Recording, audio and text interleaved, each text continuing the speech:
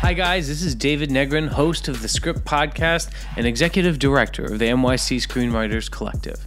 I'm excited to announce that we've created a Patreon campaign for the Script. Patreon is like a Kickstarter, but it allows you to give ongoing pledges every month and receive ongoing rewards. Of course, the Script Podcast will continue to be free, but we're just asking for a little help. So please, check out all our rewards, join our inner circle.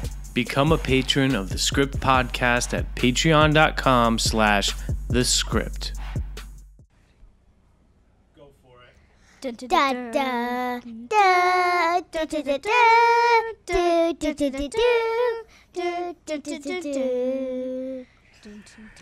Ladies and gentlemen, this is the Script. Thank you guys. This is the podcast for screenwriters by screenwriters. Deep story analysis anywhere on the internet. At the Script, we believe story moves pages, story moves product, story moves people. I'm your host, David Negrin. Tonight with me, Alec Pollock. Hello. Christina Leaf-Malin. Hey there. We're doing Star Wars The Last Jedi, Episode 8. The artists are... The sound of your voice just kills me. I'm here with a heavy heart. Directed by Rian Johnson and written by Rian Johnson. Written and directed by the same guy. It doesn't always work out the way you want. It's not what you expected. Rian Johnson, we know, of course, from Looper. Brick, actually, is one of my favorite films of his, which is a film noir.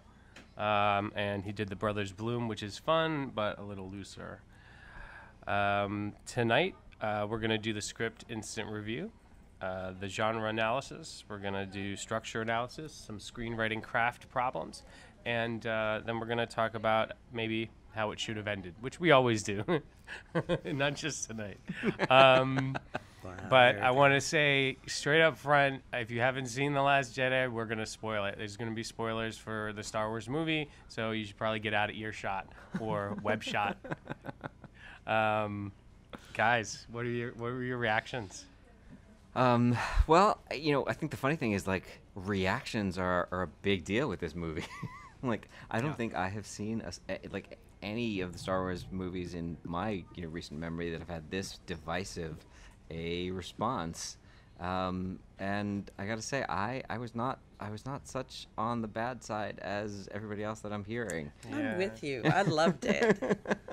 The Rotten Tomatoes and the Metacritics, like the critic numbers are like in the high 80s, and the user numbers are all in the 50s. Yeah, but again, Cinema Score though is not. Cinema Score is people who I don't know Cinema Score. Cinema Score and I think it was Metacritic.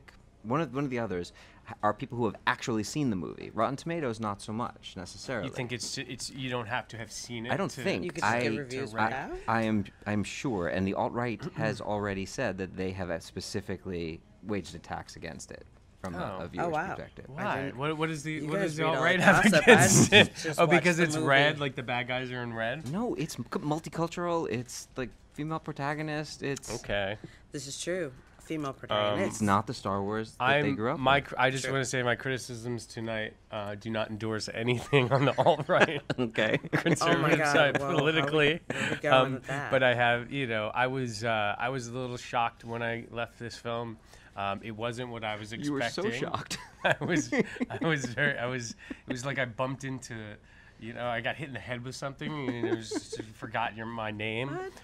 I was looking for a lot of different things, and I went in with a great attitude. I was like feeling it. I got popcorn, I got soda, I was ready to rock. But the story didn't, but I had some time to go over it. I even watched Kevin Smith do his like hour and a half on it, and he's like the fanboy, and he had a much more positive spin on a lot of the things. He disagreed with some story choices like I do, but he made me feel a little better about it, about trying to look at it from a more holistic place.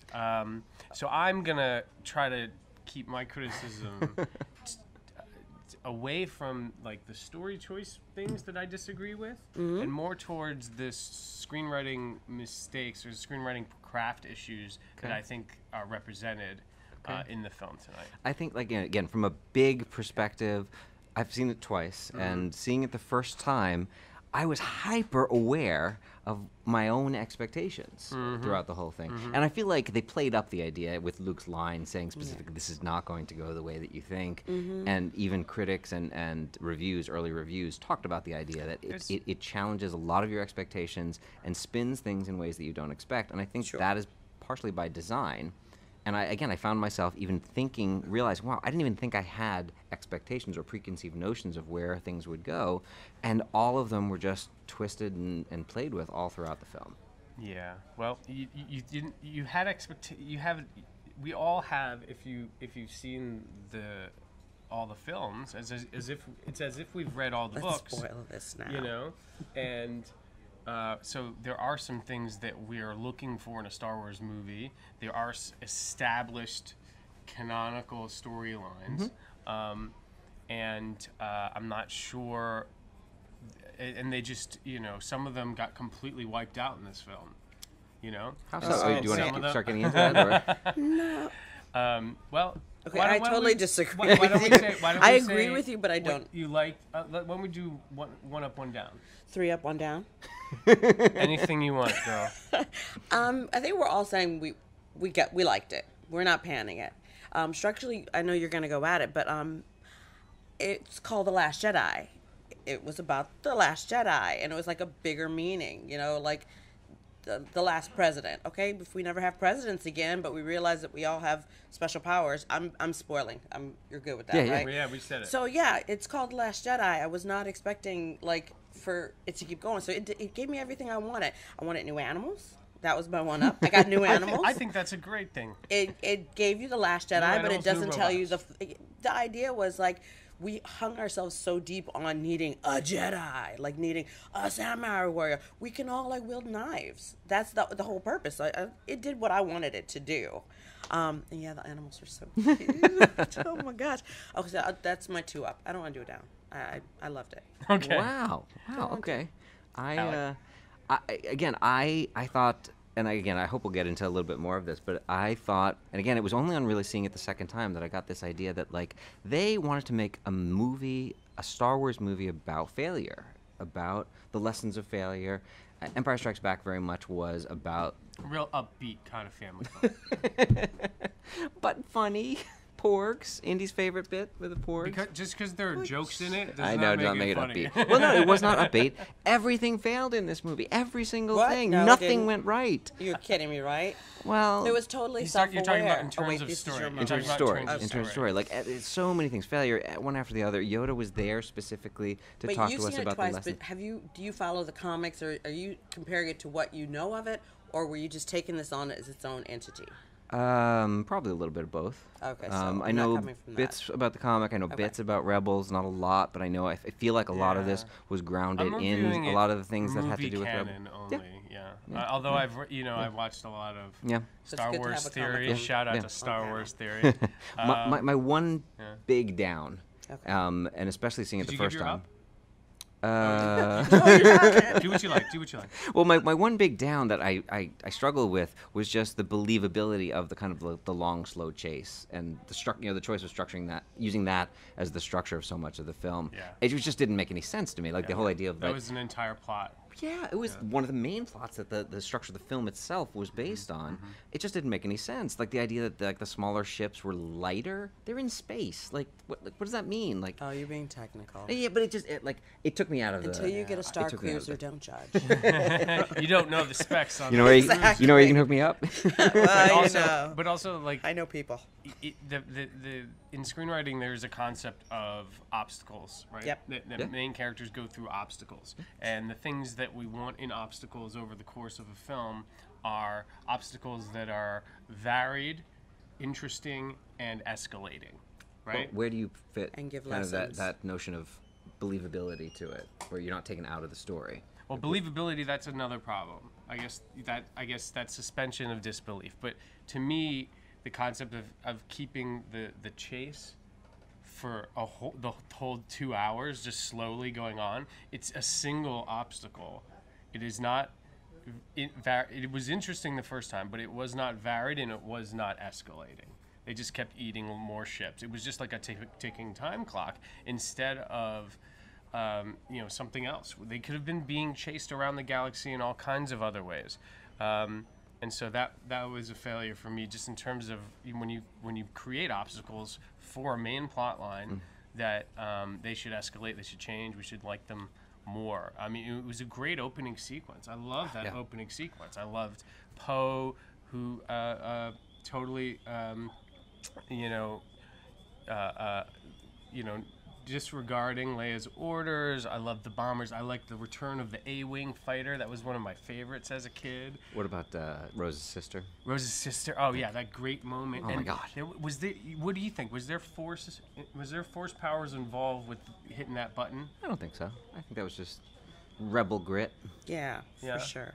Okay. I don't know. See, when you guys are like, it's too long, I'm looking at the rainbow of the story, and I feel like what they wanted to do is they wanted, this is my opinion, they wanted Luke's closure. This is about Luke's closure. So when we already knew we were going back to this beautiful island, right? We're like, we can't carry the island for the whole thing, and I think they were very scared not to do the old Yoda Luke thing. So like, how can we not quite do that? Because they're going to be like, oh, you know what, in the 7 you repeated killing like the Death Star, are you reiterating and everything? What's the old Yoda Luke thing? So Luke finds Yoda to become and gets trained. Exactly. Yeah. So she finds Luke and thinks she's the same thing. And but they had she to carry finds Luke and she says, "Train me," and It's he the goes and he same cries thing. in the hut like a little girl. Well, oh, vey. So here's the problem, though. Your fanboys and fangirls are going to be like, yeah, we already saw this in 19 circa 80, whatever. So I think they, no, I'm serious. So they're like, okay, bounce back to the Rebels, and then back to the Luke story. And then they layered it. So now she's going to hear truth. She's going to hear Luke's truth. And then the touch of the finger. Then she's going to hear Kylo's truth. So they kept layering it so it wasn't the exact Yoda Luke story. I can identify with that problem, especially if you're adapting something in a sequel that's it's serialized storytelling at this point. It's it's TV episode 8 in a 10-part series or 9-part series. 2.5 hour long. Right, and it's 2.5 hours long. So you want to echo the earlier episodes, but you don't want to completely Mimic. Bite them off.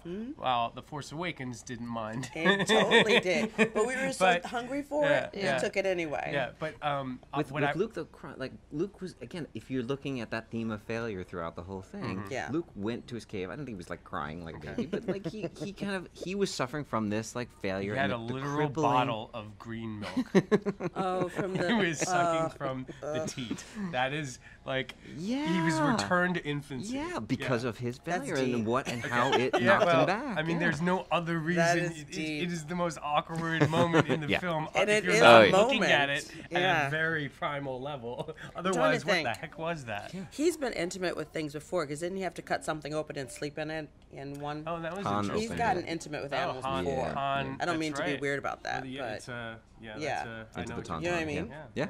All right, so that's my only thing. I'm not beating him. I'm not beating up the story because I feel like it.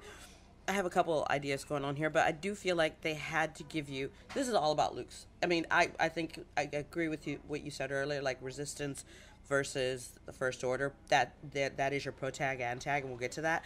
But I do feel like this is the closure to that story. My biggest up from this, and I think the smartest thing about this, is it's one of two things. Either it is a closure to the series, which half of the fans will want, or it's a reboot with your new Hans, your new Leia, and your new Luke, and that in respective order. I'll talk about that later. Yeah. But it's a fresh start. They say so many things like, I agree. to be a Jedi, it's ubris to think that we're the end all of end alls. There's They so give much you all that says that That's this is what I'm an saying. end to a lot Closure. of things. But why this episode is Because that Mark happening? Hamill said he would come back.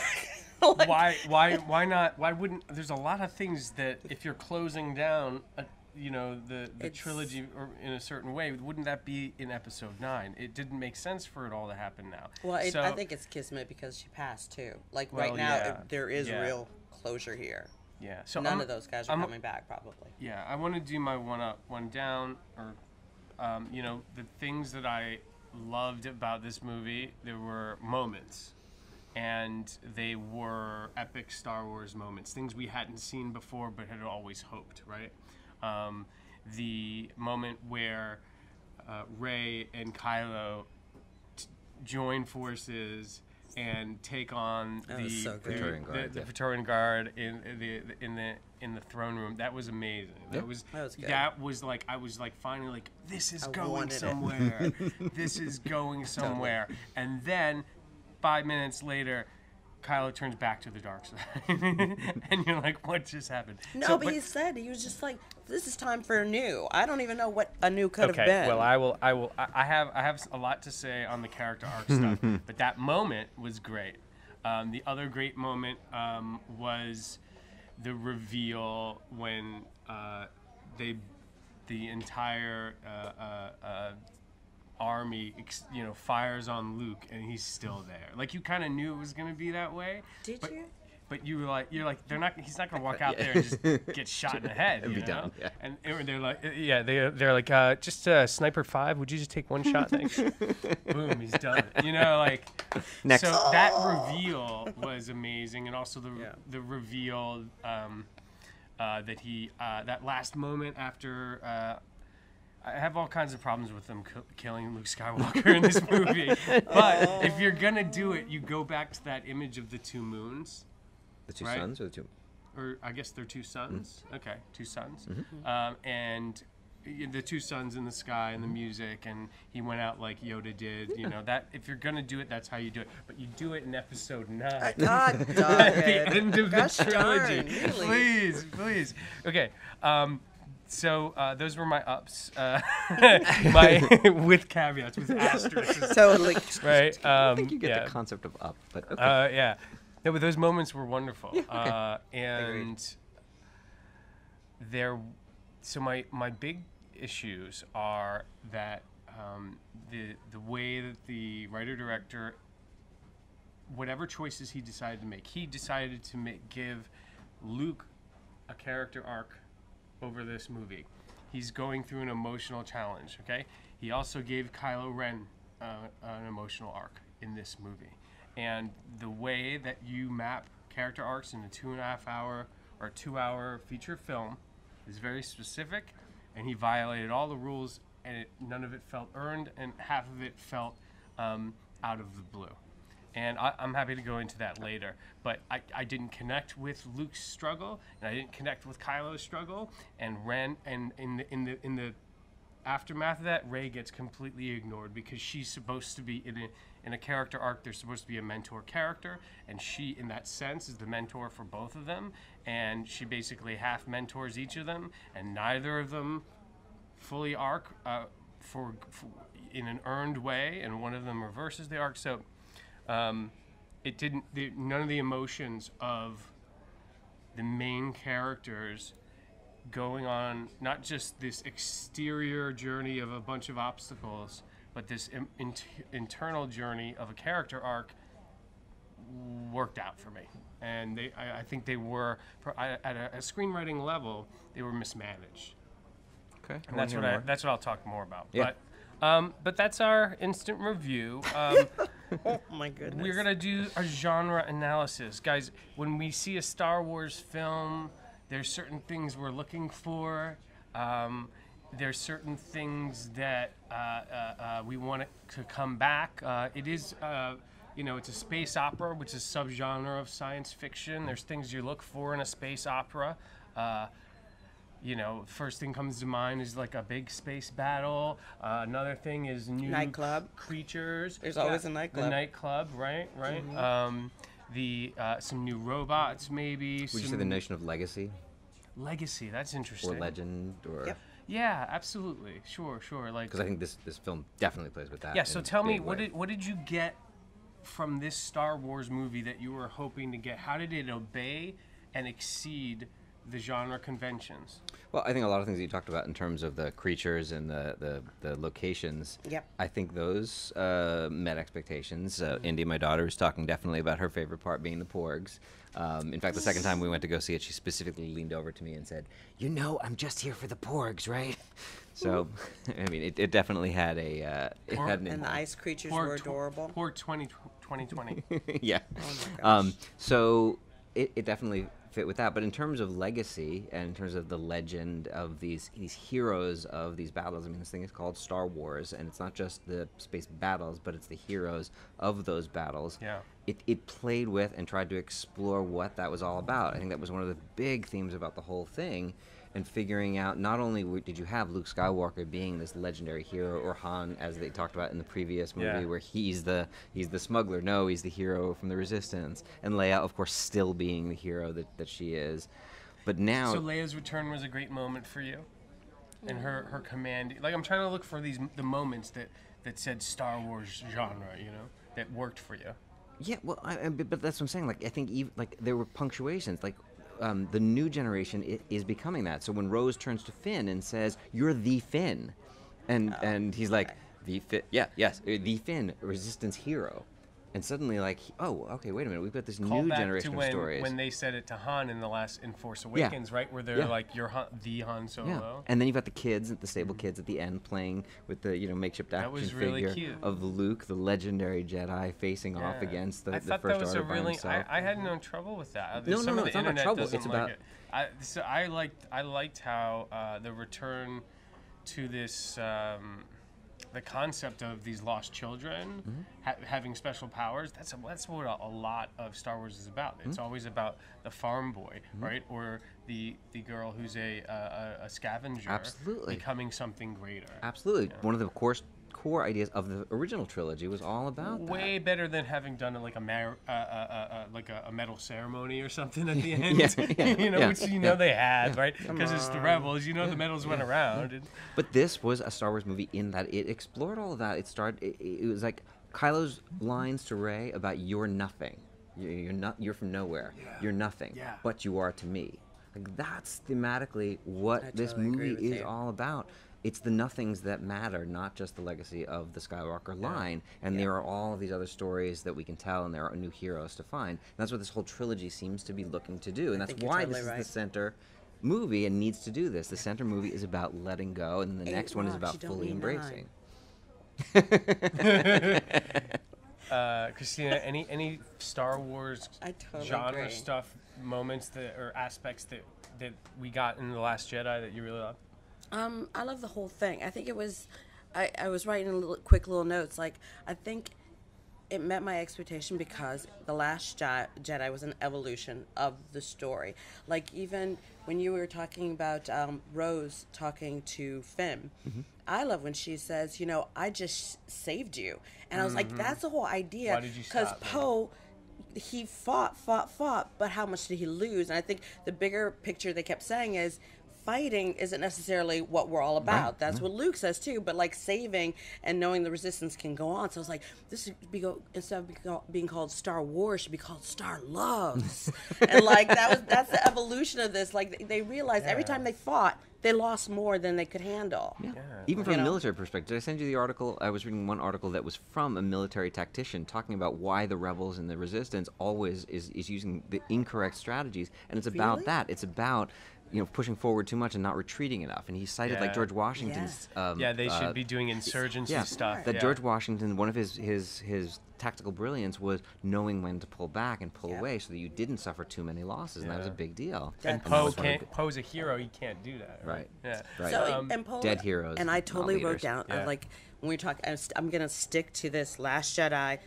Film's evolving. Don't expect to see Leia or Luke, or even you might get their ghost or something at the end with an Ewok song at the next movie, but don't expect them in it. And I was like, okay, so the new round, if we accept my idea, is that the new Luke is Rey, the new Leia is Finn, the new Hans is Poe, the new Vader is Kylo. If we say these kids move forward, you know what I mean? That lines up. I just wonder where Rose fits in. Although I think Benicio del Toro did a much better job of being Han Solo in about 30 seconds of screen time. So He was cool. great in this. God, He was such a scoundrel so in this. weird and really like. I didn't care for the stutter, but he's always trying to do something interesting vocally. But I love that he was such a scoundrel in this, and he felt like Han Solo reborn more than Poe has, more than Finn has. Well, he almost sets context for Han Solo because he is what everyone expected Han Solo to be, and Han Solo Maybe it was broke like a return. Yeah, like this is what the smugglers and scoundrels are all about, and they populate this world, and we can't forget about that. Yeah, because Poe doesn't actually live up to the Han Solo archetype. Well, I would switch that. He bucks a lot. That was the whole. He just, but he and does he was it, kind he's of not like, for himself, let's fight. Yeah, that's true. But that's why I a would good switch point.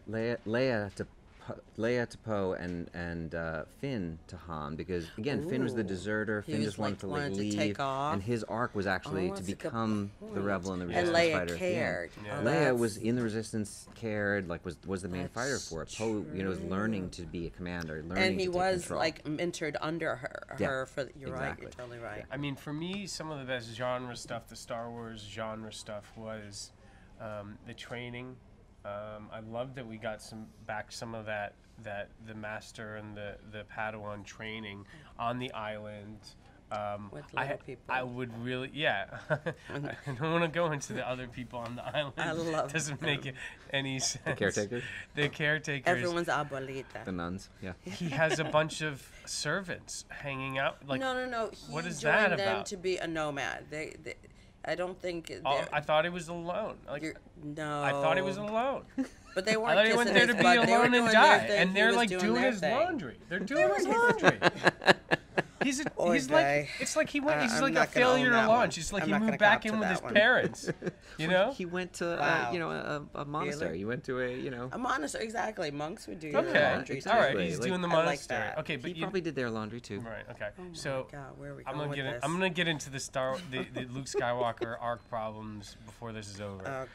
The things I liked about the Star Wars things I liked were we got a Jedi facing down the Army. the Empire, like the whole army, right? And I was like, that was epic, right? Because Right.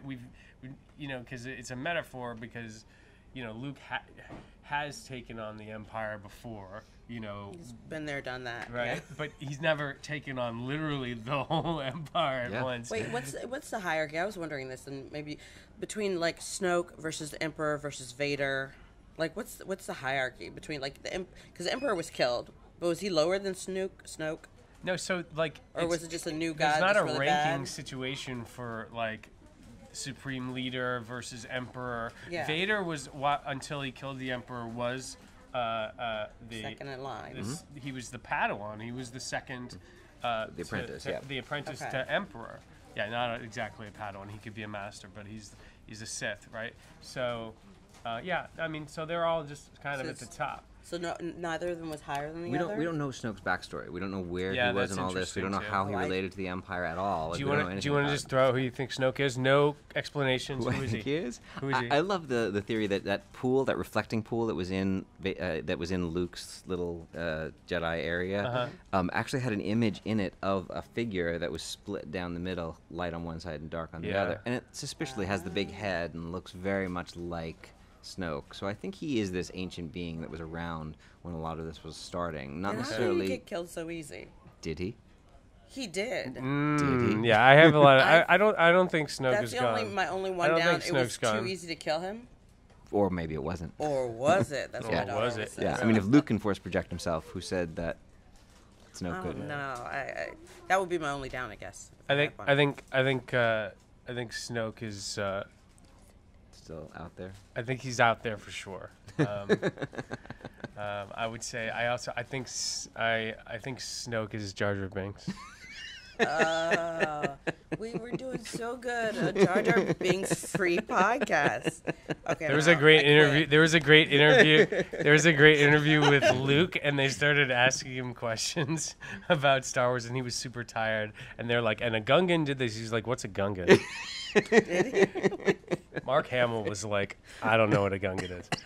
So you that's shouldn't fine. either. But that's Love him like fine. that. But that's fine.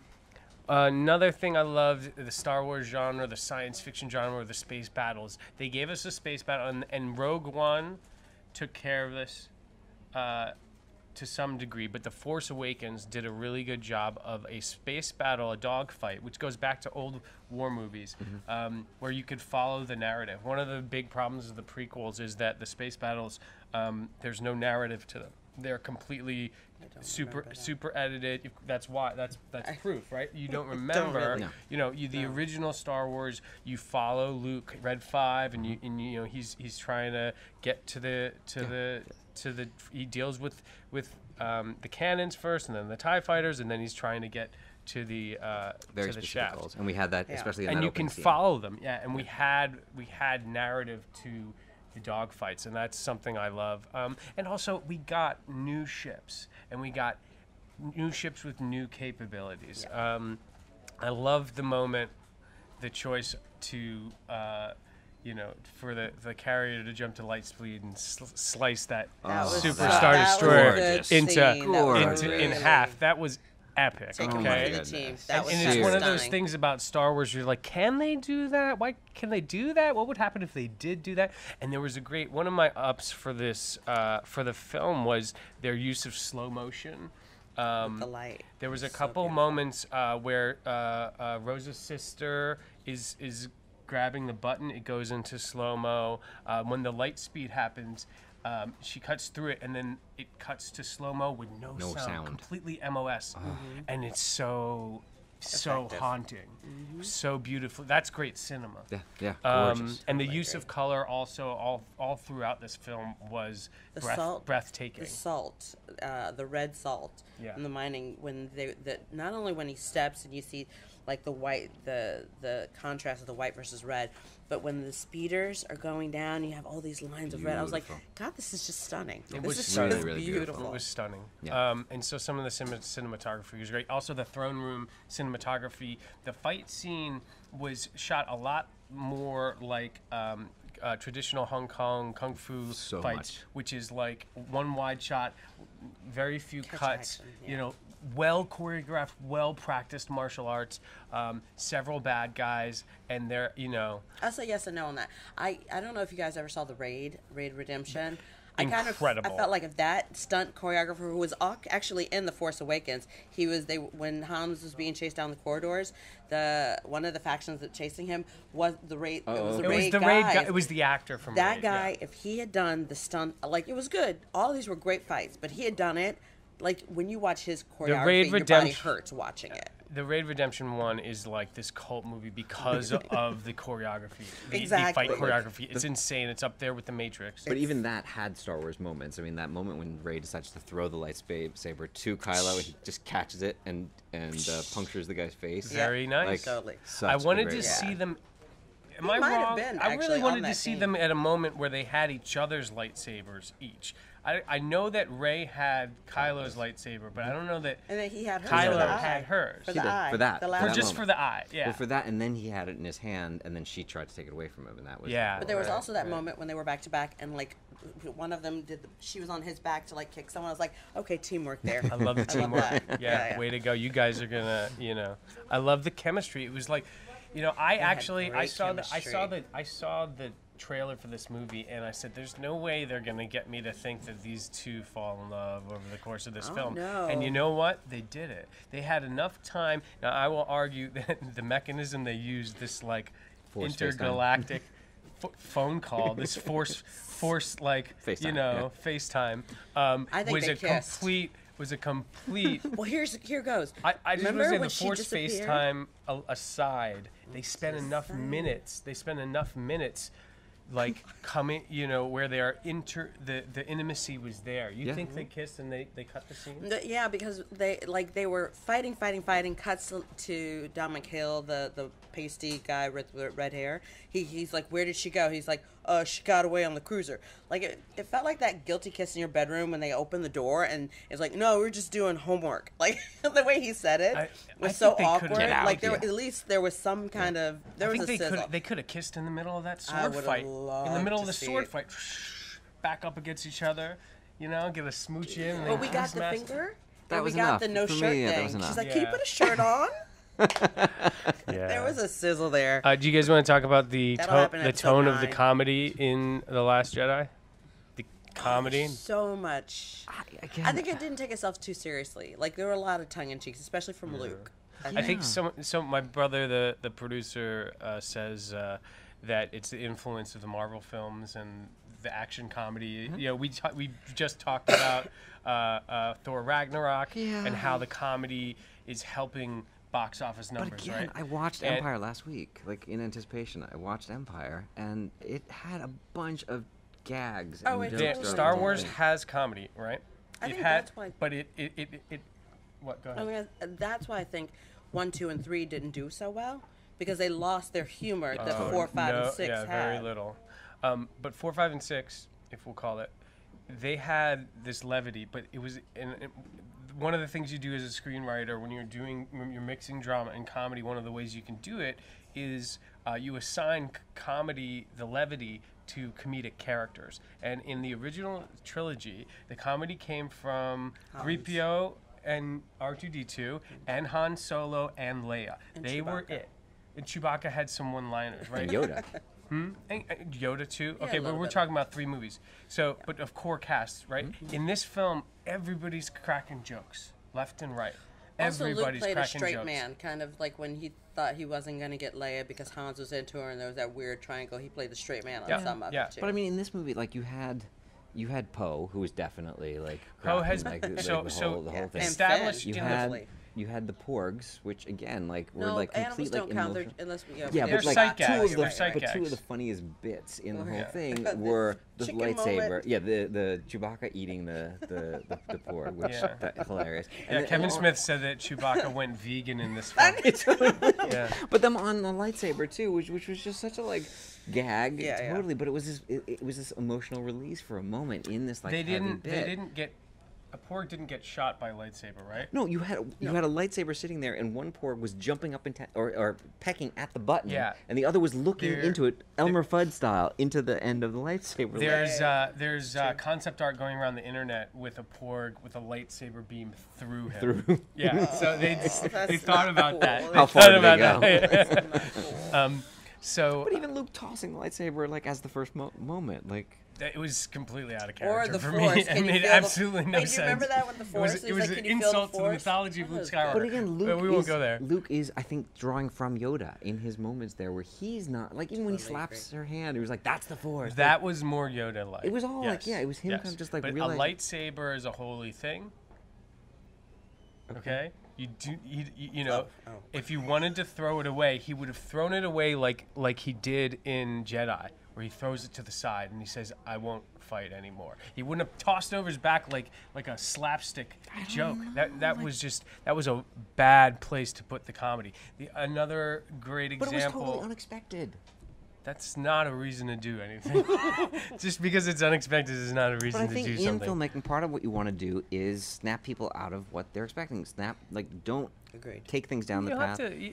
I agree. I think that you want scenes to not be predictable. You want your movie not to be predictable. But you also doing things that are completely out of character help have a problem. But you've got when someone the who has- audience can't track what's going on because you're like, who is this Luke Skywalker? He's a man disconnected from the Force and from his past. Okay, who's but distancing himself that's as much fine. as So possible. what I will agree with you on is like Rose and Finn had comedy bits like when they first met They were great. that were great. And I think because you're saying this, you're so adamant. I feel like there are people that just wanted Luke to be the serious one. So all his humor wasn't necessarily loved by people. You know what I mean? I mean, They that's expected one of him the to be issues. the sage.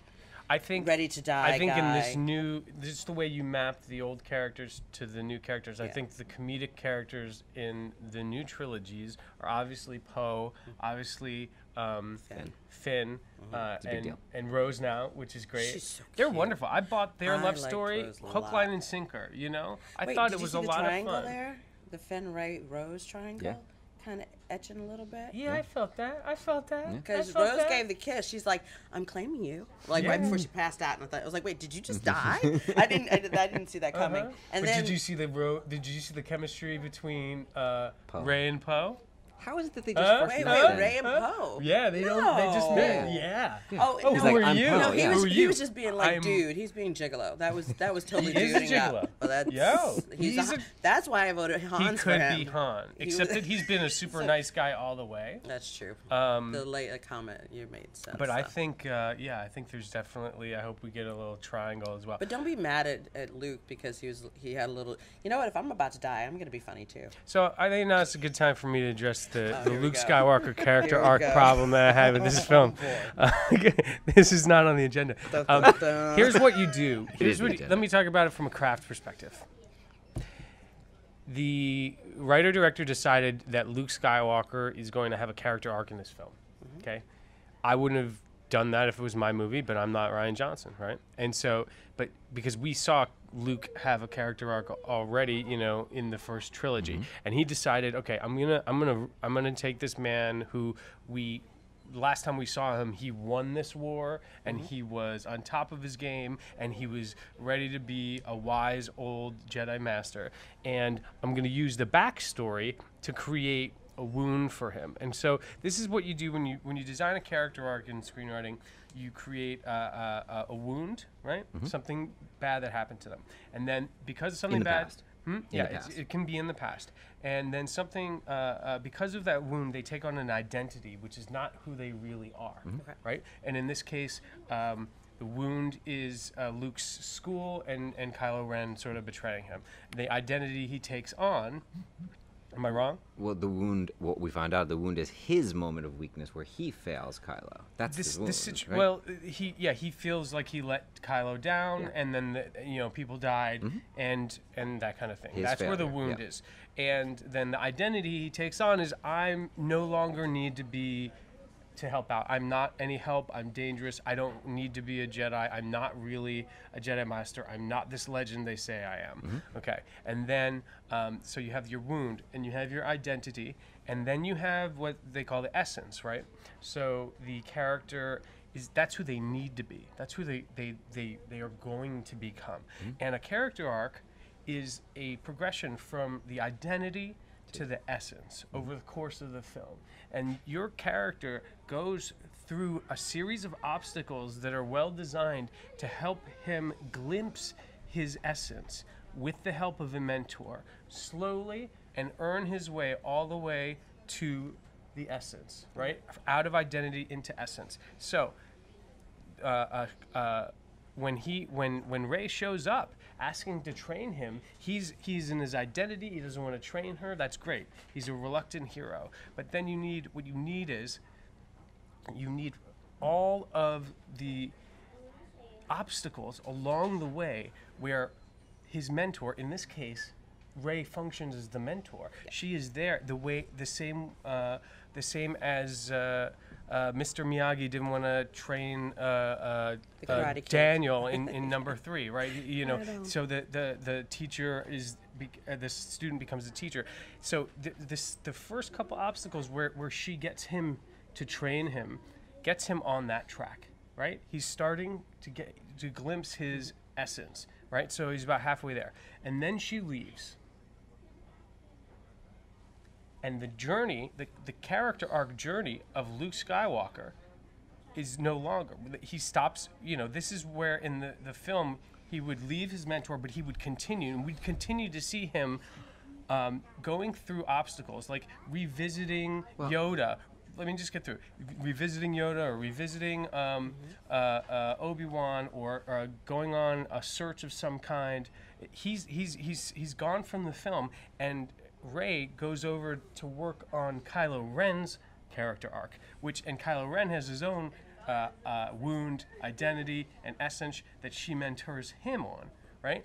But you've interrupted the natural progression of this arc of Luke Skywalker in this film that we decided he needed to have in this film, and when he shows up at the end, it's not earned. Yeah. It's like, well, what did you do between when Rey left and when you showed up to save the galaxy? Because that's what we want to see when we to connect to Luke's journey. He shows up, he saves the group, and you're like, part of me is like, well, why did it take you so long?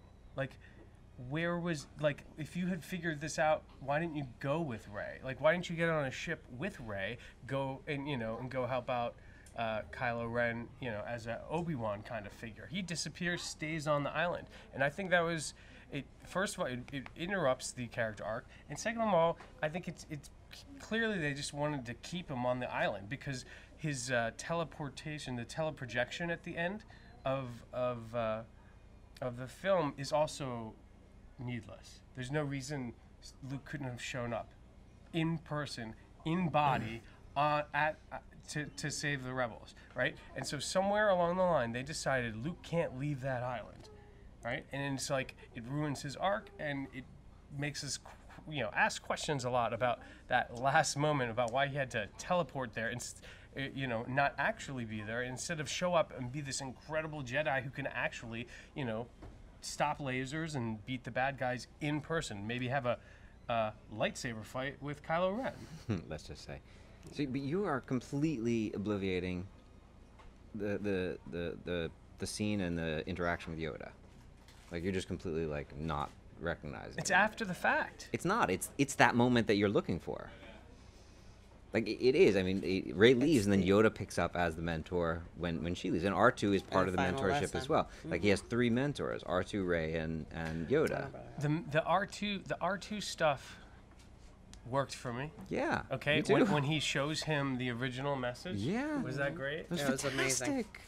That was fantastic. But again, those are all The points. Yoda stuff, I got caught up in Yoda's dialogue because it was poorly written. When he says a page turner, they were not. Yeah, that was. They were going for. At that point, I was like shaking my head. I was like, "Please stop! Just please stop!" So, Well, but he was tongue in cheek. Okay, we accepted his tongue in cheek back in the '80s, so it wasn't like he's always been a sage guy. He's had funny jokes when he was like poking him back in the day. So he's had his corny side. We can allow for it was well even written. if you don't like the dialogue. Yeah. But I agree and I disagree with you in that I think this was structured well. I think. There is such thing as like with Whelan, where you can have multiple character arcs, and that one can be the overarching, and it says it, The Last Jedi. It's his is the biggest arc, which is the closure to the series. But each one had a character arc. If you look at the idea that a character arc is a lie, something that you believe about yourself that isn't necessarily true, and you need a series of events to prove what your truth is. Yeah. Then everybody had a lie. Like Luke believed he was a bad mentor, and he had to realize that he couldn't save Kylo. Kylo believed that his thing was that he could get Rey to turn to the dark side. Rey had the reverse. She believed that there was something good in him. They all had lies and truths that some got reconciled at the end of this, and some didn't. And the biggest one we had to have reconciled was Luke's, and it was. And I think it was when he was with Yoda. It's like, no, the Jedi thing, that's paper. Yeah. And I think that his projection, it's a force power, and it's powerful to be able to do that. Like, if he was there in person, could he really have taken on that entire army? Like, he could have done some he would major have damage. died. He would have died doing it. But would he have? And again, then he wouldn't have faded away back on the island. Would he have lasted longer as a projection, or if he's in person, even if he would have died and taken the out? conceit is also like a little ridiculous. It's like, how much time does he need to buy them?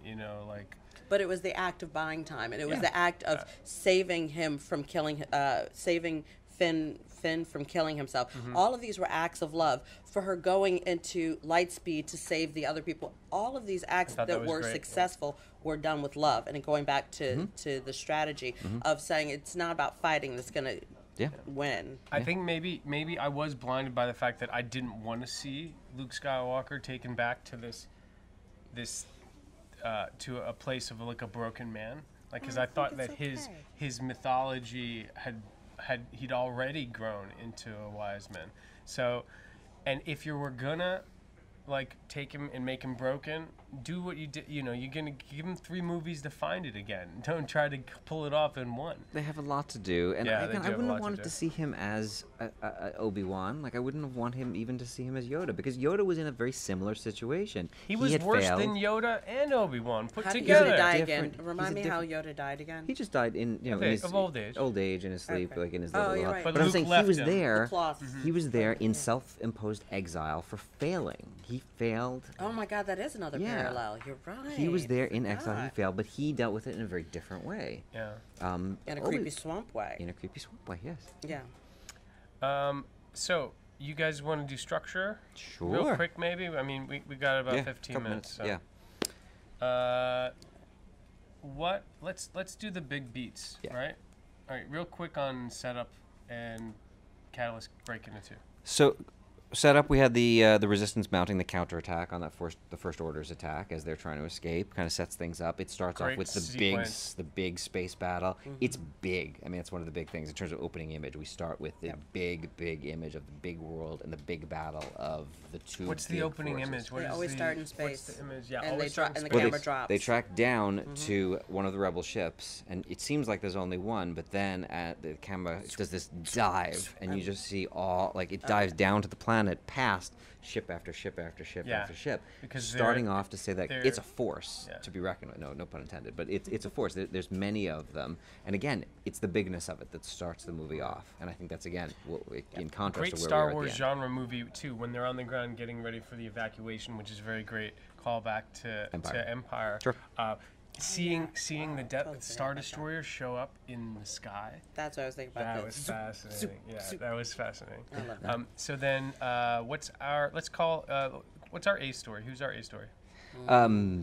Again, we talked a little bit about this idea that again, with our three new main characters, or generally, we've got Rey and Rey's pursuit Rey's of, story. Rey's of pursuit. Luke. Rey and Luke, Okay. yeah. The B story, I guess, is the Resistance trying to do this long space Jump. crawl across space. Yeah, the To get away, space chase. basically. See the pilot of Battlestar Galactica, by the way. Oh, It's come. called 66 or 33, 33, something like yeah. 33, and they did it in a better fashion. So the C story is then, I would imagine, Finn and Rose Finn and on their Rose's side. story little- is the one I have the least problems with. I bought it. I loved it. I even I didn't mind that they went to the casino and spent some money in Monaco. Like that was fun for me. It was goofy, but I was fine with it. Yeah. So those are our three plots. So if let's stick with Rey as the main plot. Isn't Rey the main plot? Yeah, well, I mean, again, how do we want to look at this in terms of the catalyst? Like, what really kicks her thing off? Would it be that Luke refuses to actually train her? Like, that is what kicks her off. That's still set up for that. That's, I think when she finally convinces him to start training her, is the catalyst. is the break into two. Break into two, yes. Yeah. So that's what, if we're looking at break into two, I think when Rey hears the call of the Force tree in the books, and she kind of goes back, and Luke is like, "Who are you?" Like that's definitely our break into two, because then it's a different story. Maybe the suddenly. catalyst is her finding the books, and the books being like, oh, he is here because of Jedi reasons. Maybe he does want to train. I just have to pull him out of his lie. Are we and bring really him going to with his Rey truth. though? Well, it's either Rey or it's the Resistance. Who's the Last Jedi? I think it's still Luke. And we don't spend enough time with Luke for Luke to be a protagonist. You do though. He's the mentor, and you're right. We did talk about how he has this whole arc in the film, and that's part of what splits it off for me is that Rey doesn't get enough screen time, even though it's like her journey. Yeah. Well, again, plural protagonist, if we look at it that way in terms of the Resistance at large and what they're trying to do. Rey's part in it is recruiting Luke to help the cause. Poe is trying to help keep them on track, and Finn is trying to help them crack into the Empire. So clearly the Force break Order. into two is Rey starts to get trained, and for the Resistance, what is it? Finn and Rose setting off on their mission. I mean, they're breaking off That's into that another C mission. plot. Yeah, but Okay, again, but Poe's a what- part of it too. But what is the break Oh, into well, two I get- for the Resistance? Leia's kind of plot. Wait. I see them Are as we three not plots. seeing- I see three plots. I saw the break being when when she's training, but when she goes dark, and then the ground breaks, and then she says you weren't there. Like that's when he has to start revealing the story, like his backstory with Kylo, because at this point he didn't know she was as strong as he was, or Yeah. that she was even connected to the Force and stuff. That's getting gets into the real. meat of their story, though. I don't in fun and think that's games. the Yeah, that's kickoff. That's fun and games. That might even be the midpoint when we reveal the backstory of Kylo for that plot. Though? Well, there's not a lot of meat in their story. So, is there? I mean, well, so breaking it to for the rebellion seems to me when they decide to. They're not going to jump to hyperspace. Our plan is we're not going to jump again, right? Because Keep we found finding her. they're just going to find us anyway. So let's start running slow, fast but slow. That's just like a slow crawl. It was almost like in that's the opening scene in Spaceballs The ship just keeps where going. the ship just keeps going and and going, and it's really Yeah, slow. Yeah, Right. yeah. So then give us. We know what the fun and games are, right? You go over quickly the fun and games, and then let's find our midpoints, because that's the hardest part in screenwriting, is figuring out what's the midpoint. Fun and games, a lot of the stuff we saw in the trailer, of course. Luke training Rey on Octo, and Kylo and Rey doing the communication thing is a lot in the start of the fun and games. Just that as a new Force thing. Again, from a Star Wars perspective, those new Force powers or new aspects of the Force. A lot of fun and games. Poe interaction with Holdo is a lot of the fun and games also. Poe kind of like coming face to face with her and realizing what's his place in all this. How is he going to? She's just a stand-in for Leia, right? Maybe because Carrie Fisher died. Well, she's not just a stand-in for her. She is a red herring, because you kind of think that she might be evil. No, I mean, when I was watching, I was like, is she First Order? Is she like sabotaging this whole thing? Like, what is going on? Totally Like, did think what? that. I mean, that's where we were. But I mean, like Ben took one for the team. I'm thinking about like. Oh, who in the took end, it. yes. Yeah, that's Yeah. what I'm saying. In So the I end. feel like she did that. Yeah. She had that role Sure. in the series. During the fun and games, though, they're at it. They're head to I head. just saw Laura Dern, who I love as an actor.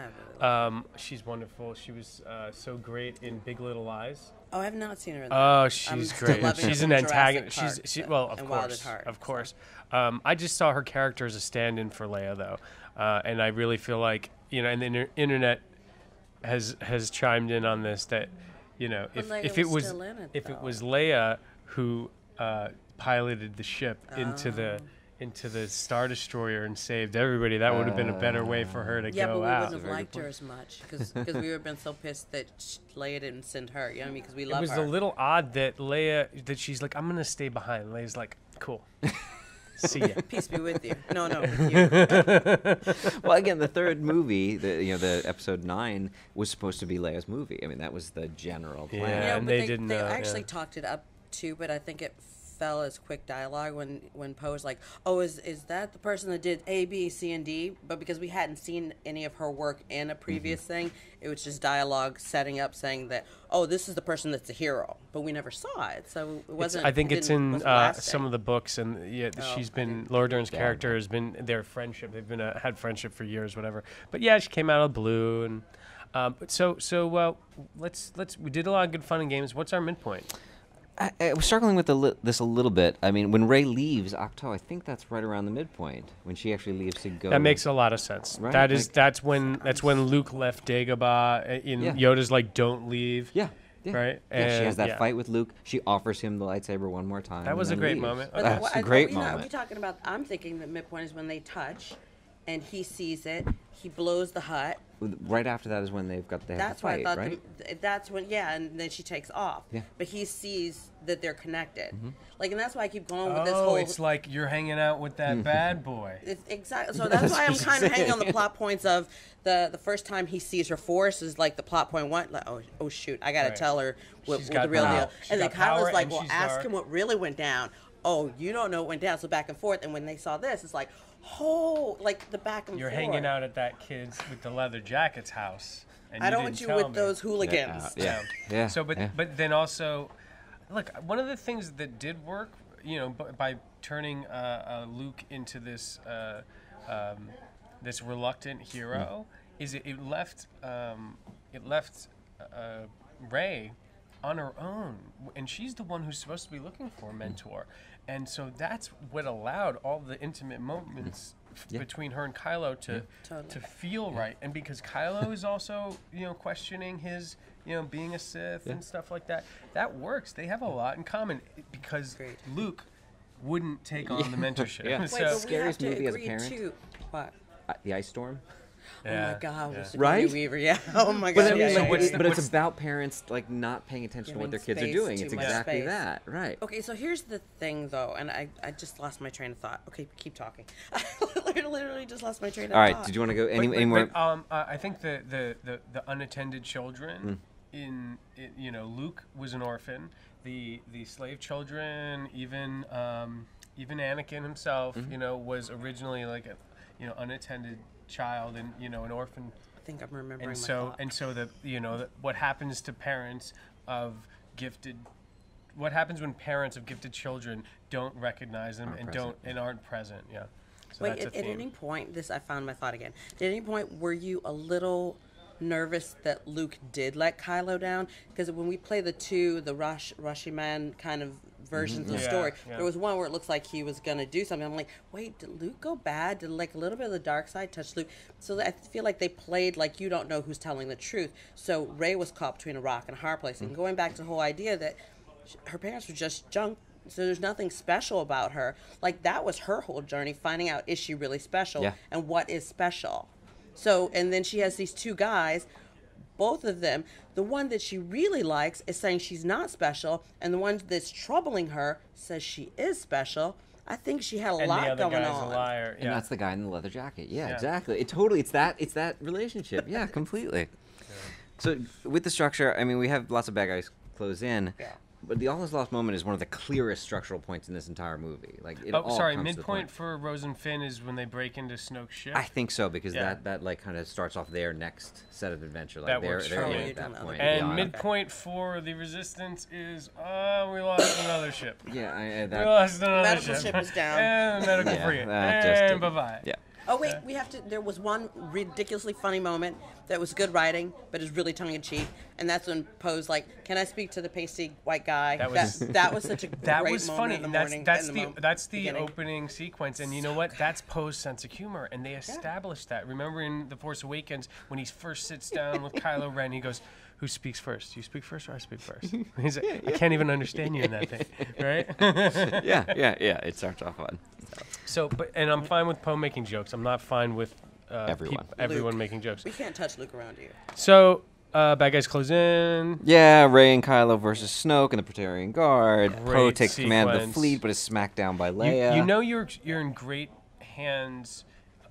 In a story of great hands, when the bad guys close in is even more fun and games than the bad guys close in. Than the fun and games. Sorry. Yeah, no, I the hear bad you. guys I close hear in you. is even more fun Yeah. and games than the fun and games. One pretty cool bit was that you had Leia in all white when she appeared, much as she did originally in Star Wars, and she's got the gun and actually that fires. white Yeah. cloth, yeah. And the effect, the special effect that we see, the stunning effect that she uses on Poe, is the Yeah. effect that the stormtroopers use on her in That's the first, right. Was the it? original. It was Yeah, that that- kind of that- like. You were dialed Yeah. in. Yeah, that was just like a unexpected moment. Again, all unexpected moments. And then Finn and Rose are betrayed by DJ in that moment, and that's when they And face that's a good. Phasma. That's Yeah. kind of an all is lost. Though. I think the betrayal is the all is lost. When they're betrayed by DJ at that moment. The all is lost. The is when bad they're guys about- close in is when they meet him and he says he's going to help them out, and then they break out. But they have that great scene where They're already on And Snoke's all ship. is lost because then he also gives information about the Yeah. other ships Yeah. hiding. All is lost is, I mean, look, all is Ties lost. into Rey is at Snoke's mercy. Snoke literally says all is lost at that Does he moment. really He say that is literally not. says that. This is not the first time I've seen a tentpole film You say all is lost. have at an that moment. actor, a character in All the is role lost. at the all is Now I'm lost gonna break moment. into fun and Remind games. everyone who's watching, all is lost. Yeah, he says it. All She's is like at his lost. mercy. The resistance ships are being blown up and taken out at that Yep. point, and Rose and Finn are about to be executed. Like they're Right. on the floor with the axes Yep. at their throats. Like that's all is lost. Like for Yep. all of them, they cut between those three moments. And what's where's Luke right now? Huh? we don't know. Well, we Where's Luke's all is lost right now? Had he had any He was image? putting on his cape. He- You didn't this see is- that they cut that scene. This he was is putting what's, on his cape and this getting is ready to sit on the rock. missing from his character arc. Had he experienced? Had he found? Had he found out that Leia died, or had he found out that Rey had been hurt, or had he experienced a loss there? That's where you rise from the ashes. We don't get Luke's totally all is right. lost moment. He didn't and have so any it doesn't stakes. earn. He just shows up, he shows up because of Yoda's influence at that moment. Like which that is was, part like, of his bad guys close in. Yeah. But it's we don't have his loss, right? We remember when, I mean, the best example in all is lost, where you rise from the ashes in a character arc in Star Wars. It's okay. So Obi-Wan in A New Hope dies. And the all is lost is that one moment when Leia puts the blanket on That's Luke. Dark and Night of the he's- Soul. Dark but Knight, the yeah, death but is the kind of death all the- is yeah. lost. But wait, if we had one of those you know how they Leia and Kylo had one of those. No, Kylo and his mother had one of those cross moments right before he was about to blast her, but he didn't, and his thumb came up. But how they cross juxtaposition the faces. If they had had one of those with Luke and Leia, and she was like, "Luke, we're gonna die. We're stuck this here, is and it, no one's doing the signal." Would you have been happy that would have been his call to? That would work better. My problem is that, Luke not wanting to be a Jedi Master is one thing, but him letting down the Resistance, he didn't need to do both of those things. But yeah, if Leia had died, or he had let down the Resistance, that would have been a good all is lost moment. Third act, or break into three. What's the break into three and the? Luke's lightsaber splits in two. And Holdo's suicide mission into Snoke's ship. I mean, that is definitely like a demarcation of something new is happening. We're in a new state here. And then the final the what do we call them? Speeders? These guys? Crate. Oh, I don't know what they're called. I forgot. Those guys taking Crate. on yeah. I think eventually that is Act 3. I think that whole battle is your Act 3 battle. But like going to Crate and finally landing. The battles are great. Yep. What's our just to do opening image, closing image? Will you remind us? Well, this is where I think that first one is you've got the big giant ships fighting, and you've got the First Order, and you've got the Resistance. These big entities going off against each other. And our closing image is, of course, the very, very personal scene with the orphan boy force pulling the broom to himself and looking up and being inspired by the hero. Then, because actually it always starts with the space before the camera drops. and then he looks up and then he looks up with I mean, see, that's the last image. I don't know that that's the thematic closing image. I think what matches the story, the opening image being the planet and the escape, like we're on our own, is the back. We're back. They have a new home and they're safe again, right? When? No, they're escaping again. They're actually escaping, but then you're landing on the Resistance is the opening closing, because the Resistance fighting to get away and survive, and then the little boy showing you the Resistance but the will Resistance survive. finally gets away. They're safe. They try to get away at the beginning and they don't, and then they try to get away at the end and they do. Caught.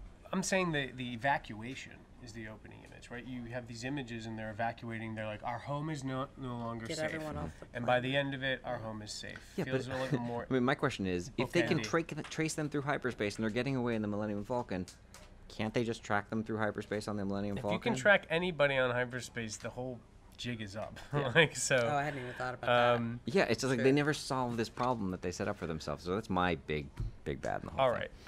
All right. Let's do last thoughts, guys. Things you wanted to say all night, didn't get to say. You want to end the movie different, Christina? No, I said everything I wanted to say. I think it did what it was supposed to. I'm glad that I got to see Han in the last one, and I got to say goodbye to my princess and see Mark again. But I'm like, even when I saw going back to the thematic, the little boy, and he just puts his hand out and the broom comes to him, I'm like, that's it. We go on from here. We just don't need to have this whole Jedi Order. It's bigger than that, and I got that. So I was cool with it, and I loved it. For me, it's Star love. It's this weird thing. Star romance. When we saw Rogue One, like I wasn't a big fan of Rogue One, and it was because it took me outside of what I love about Star Wars is the core story of these characters and their relationship and their legacy and their legendary journey that they've taken through all of these stories. And for me, that's what the core of Star Wars is. So Rogue One is just such an offshoot of it, and that's why I haven't gotten into like Rebels or any of these other things, because they're in the world, but they're not the story that I'm interested in. And I feel like what this trilogy is really trying to do is kind of slowly nurse me out of that and get me into the next set of stories in a really it's taking me and understanding that that's a thing. And it's conscious of that, and it's trying to tell the story in that way, and realizing that there are these big failings in this story and the way that the story has come before, and the characters and what's happened, and we need to acknowledge that, deal with it, learn from it, and move on. Just like Kylo was saying throughout the whole thing. Yeah. I was really happy to be back in the mythology of the Skywalker epic, right? That's what this mythology is. That's what Star Wars is. It's the story of House, Skywalker, right? And you heard me say I've had some issues with the ham-handed approach to how you wind down Luke's legacy. I was happy to be there again. I was happy to be there with Leia again. I thought the spirit of Star Wars was in this movie, and that's going to carry me through to the next. The spirit of a small, group of dedicated people changing the world, and the arc of the universe bending towards justice, Yeah. So I wanna talk to you when you see it again. okay, well, I want to thank Christina and Alec, my screenwriters tonight. I want to thank our chorus over there. I want to thank Seth Miranda. Thank you again, sir. I want to thank Adorama. The script is produced by David Negrin, edited by Zoe Alexander. Reminder, if you like the Script podcast, please give us a 5-star review on iTunes. Subscribe to the Script YouTube channel. Join our Facebook page by searching for NYC Screenwriters Collective. Follow us on Twitter at ScriptFeed. You can support the Script podcast at patreon.com/thescript. Thank you very much. May the Force be with you.